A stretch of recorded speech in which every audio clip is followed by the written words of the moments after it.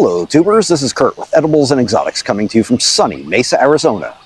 And in the past two videos I've done, the first one I did was on planting a Buddha belly bamboo, and that's just general guidelines on how I plant tropicals in and around the Mesa, Arizona area, Phoenix, Valley of the Sun. It applies to any area that's similar to our climate. And then I did a video on why I plant them the way I plant them and my method. My channel, my method, guys. So in this video, I want to talk to you about how tropicals actually grow in their native environment, where they're native to, and what it's like there. So when we talk about tropicals, obviously they grow in the tropics, right? So what are the tropics? Well, the tropics are a zone around the equator, all right? It goes north about 23 degrees latitude to the Tropic of Cancer, and from the equator it goes south 23 degrees latitude to the Tropic of Capricorn. So that is the tropical zone, all right? But the tropical zone doesn't mean that it's a tropical area. So for instance, the Sahara Desert is in the tropics, all right? And as you all know, that's not tropical, that's a desert. That's kind of like here, right? So what are the tropics then? Well, the tropics are tropical zones, all right? So a tropical zone is going to be anything in what would be considered the USDA zone of 12 and up. So you might be thinking, well, southern Florida is considered tropical, right? Well, you know, the southern tip of Florida, it's in zone 10. So Miami, for instance, it rarely gets cold. You know, it's usually 50s and up in the winter overnight. They have had instances, I think the last time was back in like the early 1900s, where it got down into the 20s. That's 20 degrees Fahrenheit overnight. So they've gotten snow flurries, not that they got any sort of accumulation. But basically, anyone that's alive, I don't think, that lives there has ever experienced temperatures that aren't really considered non-tropical there. So back to the tropics. So, you know, if you look at this map that I'm going to show you right now, you'll see the tropical zone, all right? So, like I said, Tropic of Capricorn in the south to the Tropic of Cancer in the north. All right, now if you look at this next map, you'll see in the green that the areas that actually have a tropical climate are in green. All right, the rest of those areas, they are in the tropics, but they are not tropical climates. Now the map isn't super accurate. I mean, there are some areas that are considered tropical that aren't on there, like the northeast coast of Australia is considered pretty tropical, but as you can see on the map, it doesn't really show that. So we're looking at, let's say, South America, right? You know, we got the Andes Mountains there, all right?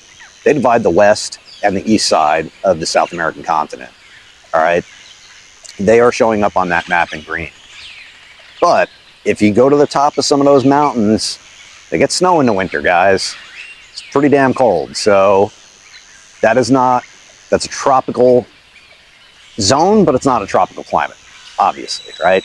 So all these tropical plants that you guys want to grow, bananas, mangoes, papayas, lychee, rambutan, you know, the list goes on and on, avocados, whatever you guys are thinking of growing, these plants grow in tropical climates, all right? So tropical climates, you got tropical forests, and then you got tropical rainforests, all right? So tropical forests and tropical rainforests, they kind of have pretty much the same layout. You know, you got your very tall overstory trees, then you'll have your understory trees, which are pretty much most of the tropical fruiting plants and trees that you want. And then, you know, you got your ground layer, and then your ground cover, your root crops, and so on. So most of the trees that you guys are interested in growing are going to be understory trees. So understory trees, they start their life out under the canopy of other trees. So they pretty much grow in shade, all right? So if you ever seen a young avocado tree, they usually have no bark. And you might be wondering, well, why does this tree not have any bark? It's kind of weird, right? It's a tree, isn't it? It's not an herb or anything, it's a tree. So the reason they don't have bark is because they're growing in almost complete shade most of the time. You know, depending on where they are, there could be, you know, little rays of light coming through the canopy and hitting them, or, you know, they could be close to an opening and, you know, maybe they get morning, afternoon, or evening sun, whatever, you know. But for the most part, they're going to be growing in shade. And what they do is they have no bark because they want to photosynthesize as much as possible because they're growing in the shade. So they're not going to have any bark until they get to a certain size. And once they get to a certain size, usually the top of their canopy is starting to go into what's called the emergent layer. All right. And that's emerging above the other trees around it. So it's reaching out into the light. It's getting full sun at that point. So when you're growing tropicals, you know, George has said it in a lot of our past videos, and I've said it too, shade is very, very, very important, all right? Especially for young tropicals in our climate, all right? If you're somewhere else, or you're in some magical place in the valley, and you're only getting into like maybe the mid-90s in the summer, that's the hottest you ever get. If these plants are growing out in Arizona and you don't have shade protection, their chances of making it through the summer, they diminish quite a bit.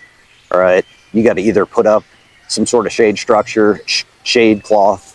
You can do what I do and make sunblock for plants, or you can grow sweet potatoes on like an arbor or a chicken wire arch or something over the top to shade them. But in their native habitat, they usually grow up, you know, we're talking, it could be 2-3 years, it could be 15-20 years, but they're underneath the canopy of other trees. So you got to keep that in mind when you're growing tropicals. Can you speed up the process? To a certain extent. You know, if you grow plants from seeds, usually, they will adapt after a couple of years to our environment, and they'll be able to handle it better than if you bought a nursery plant from some nursery that grew it, you know, in a greenhouse and sheltered environment. It's not adapted to our environment. Can you adapt it? Yes, you can. But it's probably going to take about the same amount of time. And the problem is it's going to be a bigger tree, so it's going to be harder for you to shade. You know, whereas a smaller tree, you know, 3 feet tall or whatever, that's pretty easy to build something over. You know, but if you buy a nursery tree, it's already 3 feet tall, and in 5 years, that you grow it right, that tree could be 15-20 feet tall. It's going to be kind of hard to shade. You know, you're going to have to do something to shade it, and it might get expensive. So let's talk a little bit about the soil, all right? So there's a lot of people on the internet that are quote-unquote experts, all right? And you don't know these people, I don't know these people. A lot of these people are telling you to do this, do that. You don't know if they've ever done it. You don't know if they have any sort of experience doing it. They might have just read something, or, you know, some myth gets perpetuated and people just take it as fact after a while. I'm not doing that. I'm telling you guys, this is personal experience, all right? But for the soil here, you know, if you saw my other videos on my method of planting them, how I do it, why I do it, I think you understand that part. If not, I'll put a link down in the description for the 2 other videos, and you guys can watch those and then come back to this one. Or you can watch this one and watch those later. But it'll help make more sense out of this video if you're just watching this one for the first time. So as far as the soil goes, all right, our soil here, we've got heavy clay soil, all right? Tropical forests and tropical rainforests, they also have that. But that layer is way down, all right? So in a tropical forest is going to have usually less rainfall, all right? It's going to be, the canopy is going to be a little bit shorter. It's going to be a little more open, all right? What that's going to do is it's going to create more of a jungle effect. So you're going to have a lot more plants growing at ground level than you would in a rainforest. Usually rainforests, if you've ever been to one or seen pictures of one, usually rainforests, you got these big, huge, tall tree trunks sticking up, and there's really not much growing on the ground. You know, you might have mosses, you might have vines hanging down, you know, there might be ferns, stuff like that, but usually the forest floor you could see, you know, quite a ways. Whereas a jungle or a tropical forest, they're usually very dense, right? Because the canopy's lower, there's a lot of holes in the canopy, so a lot of plants on the ground can grow. So it gets very thick, jungle-like, and a lot of times you can't see 10 feet in front of you. All you see is walls of plants everywhere, jumbled up plants. So the soil, back to the soil here. They have clay soil, we have clay soil, all right? Our clay soil goes right up to the surface, all right? It's not like that in tropical rainforests or tropical forests, all right? In a tropical forest, let's talk about that first. So tropical forest gets a little less rain, or open canopy, right? Tropical forests, they have a layer of rock at the bottom, way, way down, bedrock, all right? Then on top of that is clay, all right? That rock at the bottom, that bedrock, is being broken down and turned into clay, all right? And the reason that happens is because the soil there is very acidic, all right? So why is the soil acidic? All right, you have very high amounts of rain and humidity and heat, okay? That's breaking down everything on the forest floor. Your leaf litter, your bug and animal poop, your dead branches and trees, you know, whatever hits that forest floor, whatever it may be, it decomposes very, very, very quickly. And that creates a very, very acidic environment in the soil, that surface layer, all right? When it rains, all that acidity washes down, all right? So you have your layer of leaf litter. In a tropical forest, it could be, you know, a couple inches thick, it could be a couple of feet thick. Below that, you're gonna have topsoil, okay? So topsoil is gonna be pretty much washed out leaf litter and stuff like that that's decomposed, all right? So as your top layer, your leaf litter and all that gets rained on, breaks down, all the acid comes out and it starts washing through the topsoil and it holds it like a sponge, all right? It rains so much there that it's always flushing through. So it flushes through that topsoil, it gets to the clay layer, it acidifies that, and it keeps going down until it hits bedrock, and that acid starts breaking down the bedrock, creates more clay, all right? So most tropical forests, the soil's not too bad there, all right? It's very acidic. You know, depending on where you are and how much rainfall there is, the more rainfall, the more acidity. Rain is also acidic, guys. Rain absorbs carbon out of the atmosphere and forms carbonic acid, okay? I think rainwater is somewhere around like 5.5 on the pH scale. It's pretty acidic, all right? So if you have gobs of rain coming down, you also have gobs of stuff on the forest floor breaking down, that's gonna create a lot of acid, guys, and it's gonna soak down into the ground and really acidify it. So that's why you always hear people talking about our pH is so high, all these tropicals need lower pH, you need to put down, you know, sulfur or acid, vinegar, whatever it may be. You're trying to lower the pH, all right? You're trying to get it down from somewhere around neutral, which is 7 or lower, all right? I honestly wouldn't recommend going any lower than 6, unless you're growing blueberries or something like that. Most plants do fine at 7, you know, 6.5, 7, and you should be pretty good to go. Don't sweat it though, don't go crazy. If you plant your plants using my method, you know, that hole that you start your plant in and with all the mulch and everything, usually the acidity will bring the pH down just naturally. You know, if you wanted to add a little bit of soil sulfur, not to the hole, but around the hole where the native soil is covered in mulch, you're fine with that. So we're talking about tropical forest, right? A lot of people hear, oh, they got a rainy season and a dry season. They do. Most places do, okay? It could be 2 rainy seasons a year or 2 dry seasons a year. It could only be one of each a year. It could be multiple. But their dry seasons are not dry seasons like we have, where it doesn't rain for like 3-4 months at a time, or even more. You know, sometimes we go like 6-7 months without rain. That's not how it is in tropical climates, all right? Usually, even in their dry seasons, they'll get anywhere from like 1 to 6 inches of rain a week. You know, in their rainy seasons, I mean, you could be talking, you know, feet of rain every week. It's, you know, it's crazy. So when you're watering your plants here, guys, you're watering it with usually either flood irrigation or, like I recommend, the micro sprayers. Do not use drip, please.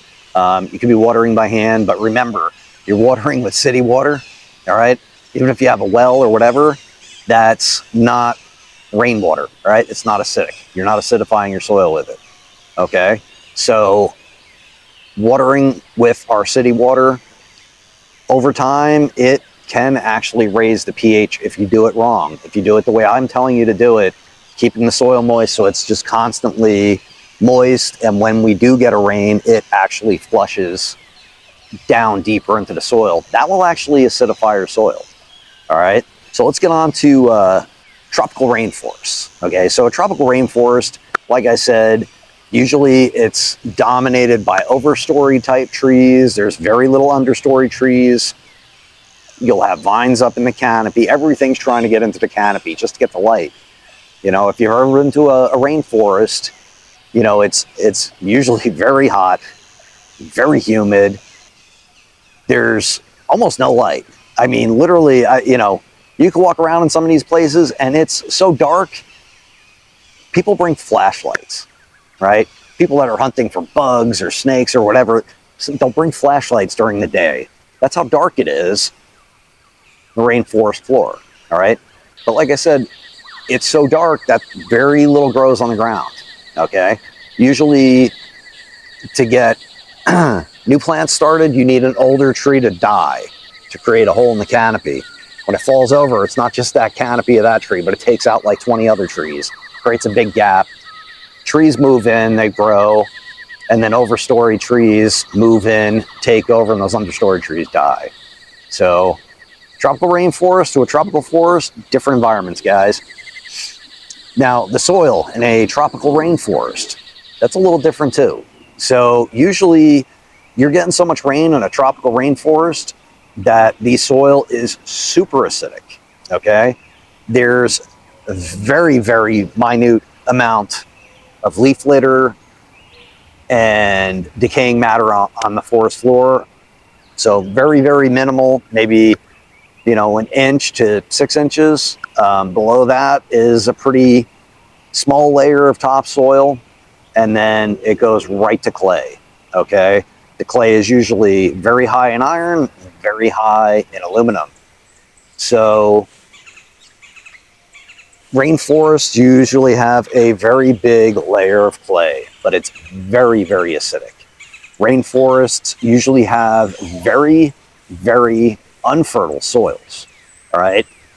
Most of the food that these giant trees get is usually from that top couple of inches to a foot of, you know, whatever's breaking down. Like I said in my other videos, plants have feeder roots. In the rainforest, that's the main way that these plants get nutrients, okay? Once you get past that leaf litter, we'll call it, mulch layer, and you get through that little topsoil layer, straight clay all the way down. A lot of times the roots in these giant, giant trees don't even go down that far. They stretch out for, you know, hundreds of yards in either direction. So they don't even want to go down there. So very, very poor soil, but that top layer, nutrient dense, or nutrient packed, okay? And that's what we're trying to kind of mimic here, all right, guys? Like I said, most of these trees we're growing are not rainforest trees. They are tropical forest type trees. So our main goal is going to be, like I said, very good drainage in our soil, a very nutrient packed top layer, mulch, all right? So that's basically what we're trying to copy, guys. We're trying to grow these tropical plants in a not so tropical environment of the Valley of the Sun, right? Or Tucson or Yuma or whatever. So, you know, if you just take an avocado tree, let's say, and you stick it in our native soil, and you don't amend the soil, you don't change the pH of the soil, you don't give the tree shade, you're not copying its native environment. That tree's not going to grow for you guys. I'm sorry. It's just not going to happen. Your tree's going to die. So, like I said in my other videos, I'm not trying to sell you guys anything. I'm just trying to educate you. You know, if you're trying to grow a tropical tree and you're trying to grow it in not so tropical environment like we live in, you've got to try your hardest to mimic that tropical environment in your yard or wherever you're planting this planter tree. Okay, if you're growing it in a container, totally different video, guys. But in the ground, you guys are going to really have to try to mimic tropical forest. All right, and you know, in my yard, as you guys have seen, I practice really high density planting. All right, there's many reasons for that. It helps keep the humidity up, which keeps temperatures down. It creates a lot of shade, keeps evaporation down. You know, the less evaporation you guys have, the better off you're going to be with salt buildup in the soil. Your soil's not going to get as alkaline by watering it over time. It's going to, when we do have rainstorms, like I said, it's going to rain down that 5.5 pH water, and it's going to help acidify your soil, make your plants happy, help flush everything out, and regulate itself. My recommendation, guys, is if you can, get your soil started in your yard, figure out what you want to plant, where you're going to plant it, how big it's going to get, what's going to shade, and just start planting like crazy when you get the chance. The best time to plant would be anytime very early spring or very late summer when the temperatures are, you know, hovering around the 85-degree mark. That way they got a chance to get established. If you're planting in the fall, keep in mind you're going to have that first winter and you're not going to have very much natural protection, so you are going to have to frost protect your plants. If you plant in the spring, remember our spring doesn't last very long, so you are going to have to sun protect, right, for the first summer. So there's kind of trade-offs either way, right, guys? I don't recommend, like I said, buying larger plants and trees. It's really not worth it, you know, unless you're getting like a mulberry or an apple tree or a fig or something like that. An older tree is fine. They could take our cold and our hot, usually no problem. But for more sensitive plants, avocados, mangoes, sapote, anything like that, you know, jambu, anything you're thinking of, something like that, like really tropical, I would start off with a smaller plant. That way it can get its roots established, you can get the soil really developed, and you can shade and frost protect it very easily when it's smaller like that. And if you do a high density planting, figure out what plants complement each other, what's going to grow fast and shade your trees that need to be understory type trees. That is going to help you immensely too. So my advice, like I said, is to get your soil going, figure out where you're going to plant stuff and plant it. If you've already got a yard where you're slowly adding to it, you could follow the same thing. But, you know, if you already have some trees and stuff, then, you know, you're going to have to kind of plan around those. So, you know, kind of makes it fun. You know, what can you plant here? What can you plant there? Whatever, you know, kind of cool stuff. High density, guys. High density. I can't stress that enough. Mulch, preparing the soil, high density. Do not use drip. Keep the ground moist. Don't let it dry out. Don't let it stay too wet. Make sure you got the good drainage and everything, and everything should work out fine for you. You know, you might lose a plant here and there. It happens. I lose plants sometimes too. It's no big deal. You know, I would start off with the less expensive plants if you're starting out. That way, you know, if you lose one or two, it's not a big deal. You can replace them. It's cheap. That way you're not trying to replace some $300-400 plant or tree, you know, because you planted it and the yard just wasn't ready for it, you know. So yeah, start out with the cheaper ones, work your way up to the more expensive ones, and, you know, by the time you get things going, maybe those more expensive ones, maybe you won't want those anymore. You know, maybe you will, but maybe you won't. Maybe you'll be like, you know, I'm happy with what I got. I'd rather have, you know, this or that. You know, so maybe you'll save yourself some money that way too. You know, but as far as the tropics go, guys, remember, there's tropic zones and there's tropic climates. All right, we're going after the tropical climates, and we are not going after a rainforest here. We're going more for a tropical forest, tropical jungle kind of deal. All right, so, you know, I'd advise you guys, you know, don't just watch this video, maybe Google around, watch other YouTube videos, see what the jungles and the rainforests and all these other places look like. Maybe, you know, try to find some people that go out into these tropical areas and find these native trees growing in their native habitat. And, you know, use that for inspiration. Try to copy how that's growing in nature. You know, obviously, if it's doing crappy, you don't want to copy that. But, you know, if it's doing pretty good, you know, you might want to try to copy that. Look at, you know, what does the soil look like?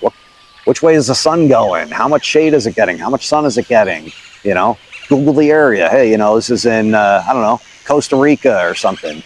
You know, what kind of rainfall do they have? How hot does it get? How cold does it get? You know, that sort of stuff. So that way you kind of have an idea, you know, hey, this plant grows here naturally like a weed. No one's fertilizing this thing, watering it, taking care of it, nothing, but it's growing. So, you know, what is it getting there that I could do to make that plant grow better? And just try to copy that, you know? Like I said, you can grow plants, you know, you can probably plop them in native soil and get them to grow and stuff, but, you know, probably not going to grow as good, not as quick. You're probably not going to get as many fruits. And hey, everyone that's growing tropicals, man, they want their tropicals to grow like weeds, get really big, impress all their friends, and give them tons of fruit. That's what you're after, right? Most of these tropical plants, you guys are probably growing food forests. You want fruit, right? Fruit, vegetables, that's what you want. So try to figure out, you know, the best way you could do this. I mean, you don't have to copy my ways exactly. Although, I'll tell you right now, if you do, you're not gonna have any problems, but, you know, hey, maybe you might find something else, you know? And maybe that might be easier, cheaper for you, whatever, less work, I don't know. But, you know, try to grow them like they grow in their native habitat. You know, for instance, we live in Arizona, right? There's saguaros. Saguaros grow kind of like tropical trees do in the tropics. So if you drive around the desert and look around, you know, I'm not talking the man-made areas, I'm talking natural desert. You look at saguaros, and where are they usually growing? They're usually growing in kind of depressions in the ground, you know, lower lying areas where a lot of the desert litter will blow in. I'm not talking garbage, I'm talking, you know, leaves and whatever else, brush and stuff, blow in, and they kind of fill that area. You know, we're talking a very, very minute amount of mulch here, though. We're not talking like we're trying to do here with feet, but you know, that's usually where a saguaro seed is going to land and get started. All right, there's always some sort of parent plant above that saguaro, because even in its native habitat, it is not going to grow if it doesn't have shade protection when it's young, a low-lying area to collect water, and just a little bit of mulch, fertile soil, to help it get started in life. All right, if you drive around, like I said, you're not going to see saguaros up on top of, you know, like a little berm or something like that growing naturally in the desert. They're just not going to be able to germinate. There's not enough water there. It's not long enough. You know, the water doesn't soak in. It's going to wind up running off. There's absolutely no shade, so they will not grow.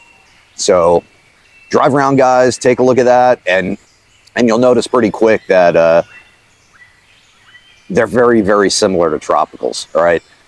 They're not growing under the canopy of a forest, but, you know, just a little tree just to give them enough shade, and usually they outgrow that tree. So, you know, you'll see these saguaros, they might be, you know, 5, 8, 10, 15, you know, pretty big. And if you grow a saguaro in your front yard, you can grow it pretty quick. I have one in my front yard. I think I planted it 10 years ago from a tiny little thing this big, and now it's taller than me.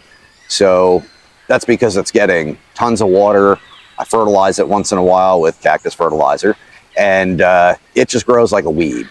But in the desert, for a cactus to get that big, it'd probably take 2 to 3 times as long. So by the time that cactus is about that size, the parent plant might not be there anymore. More than likely, it's gone. The saguaro takes over, and then it grows on its own.